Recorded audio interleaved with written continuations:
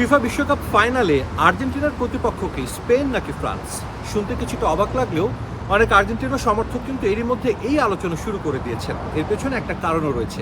Argentina বিশ্বকাপ সেমিফাইনালে এর আগে যতবারই খেলেছে প্রত্যেকবারই তারা জয় তুলে নিয়েছে। তার মানে বিশ্বকাপ সেমিফাইনালে আর্জেন্টিনা অপরাজেয়। এবার আটলান্টায় ইংল্যান্ডের মুখোমুখি হবে বিশ্বকাপ সেমিফাইনালে আর্জেন্টিনা ফুটবল দল।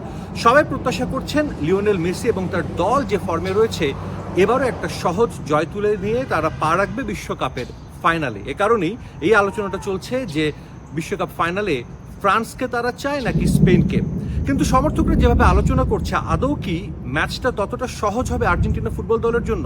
ইংল্যান্ডের বিপক্ষে দীর্ঘ 21 বছর পর কোনো ম্যাচ খেলবে আর্জেন্টিনা ফুটবল দল। এর আগে আমরা দেখেছি বিশ্বকাপে আর্জেন্টিনা এবং ইংল্যান্ড যতবারই মুখোমুখি হয়েছে একটা ক্লাসিক ম্যাচ উপহার দিয়েছে। এখন পর্যন্ত বিশ্বকাপে 5 বার লড়েছে আর্জেন্টিনা এবং ইংল্যান্ড, এর মধ্যে 3 জয়ে এগিয়ে রয়েছে থ্রি লায়ন্স। সবশেষ 2002 বিশ্বকাপে এই দুই দল মুখোমুখি হয়েছিল, সেখানে 1-0 গোলের ব্যবধানে জয় তুলে নিয়েছিল ডেভিড বেকহ্যামের দল এবং সেই গোলটাও কিন্তু করেছিলেন ডেভিড বেকহ্যাম। নাটকীয়ভাবে কিন্তু বেকহ্যামের গোলেই সেবার বিশ্বকাপে পা রেখেছিল ইংল্যান্ড। এর আগে 98 বিশ্বকাপে ডেভিড বেকহ্যাম কিন্তু ভিলেনে পরিণত হয়েছিলেন, লাল কার্ড দেখে তিনি মাঠ ছাড়েন এবং ম্যাচটা শেষ পর্যন্ত হারতে হয়েছিল।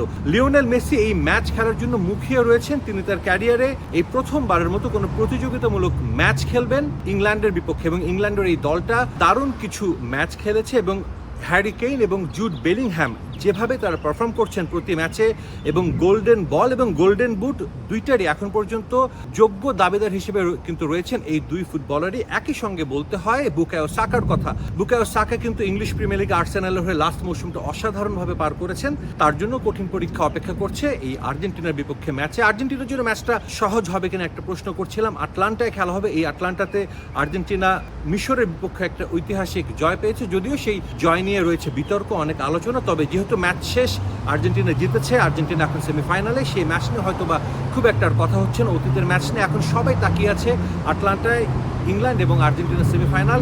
আমরা দেখেছি আর্জেন্টিনা এখন পর্যন্ত যে ম্যাচগুলো খেলেছে নকআউট পর্বে প্রত্যেকটাতে কিন্তু বেশ সহজভাবে তারা জয় পায়নি এবং ইংল্যান্ড নকআউট পর্বে যে ম্যাচগুলো খেলেছে রাউন্ড অফ 32, রাউন্ড অফ 16 এবং কোয়ার্টার ফাইনাল, কোনো ম্যাচে কিন্তু তারাও সহজভাবে জয় পায়নি এবং লাস্ট দুটো ম্যাচ যেটা বলতে হয় মেক্সিকো এবং নরওয়ের বিপক্ষে কিন্তু খুব হার্ড ফট উইন আমরা বলতে পারি ইংল্যান্ড দল পেয়েছে। গত ম্যাচটা নরওয়ের বিপক্ষে ইংল্যান্ড জিতেছে 2-1 ব্যবধানে, তবে দলের পারফরমেন্সে কিন্তু মোটেও সন্তুষ্ট ছিলেন না থমাস টুখেল।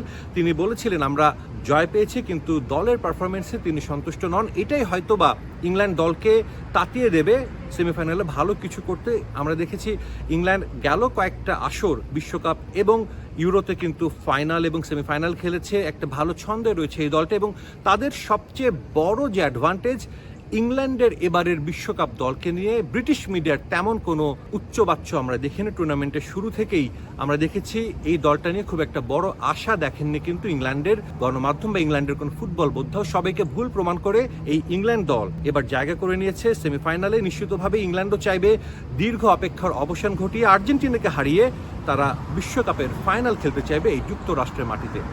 আটলান্টা থেকে সাজিদ মুস্তাহিদ, সময় সংবাদ, যুক্তরাষ্ট্র।